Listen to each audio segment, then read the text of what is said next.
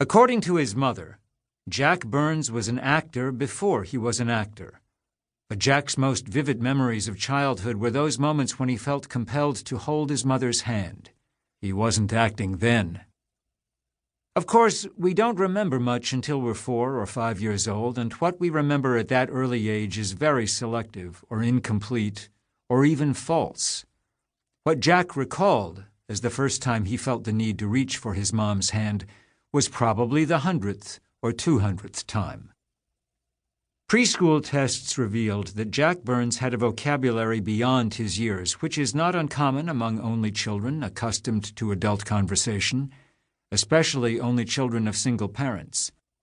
But of greater significance, according to the tests, was Jack's capacity for consecutive memory, which, when he was 3, was comparable to that of a 9-year-old. At 4, his retention of detail and understanding of linear time were equal to an 11-year-old's. The details included, but were not limited to, such trivia as articles of clothing and the names of streets. These test results were bewildering to Jack's mother, Alice, who considered him to be an inattentive child. In her view, Jack's propensity for daydreaming made him immature for his age.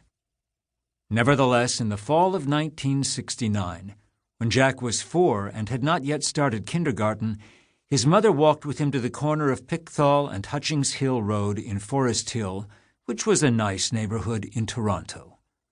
They were waiting for school to be let out, Alice explained, so that Jack could see the girls. St. Hilda's was then called a church school for girls, from kindergarten through grade 13.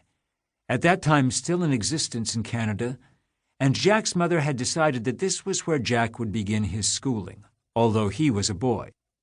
She waited to tell him of her decision until the main doors of the school opened, as if to greet them, and the girls streamed through in varying degrees of sullenness and exultation and prettiness and slouching disarray.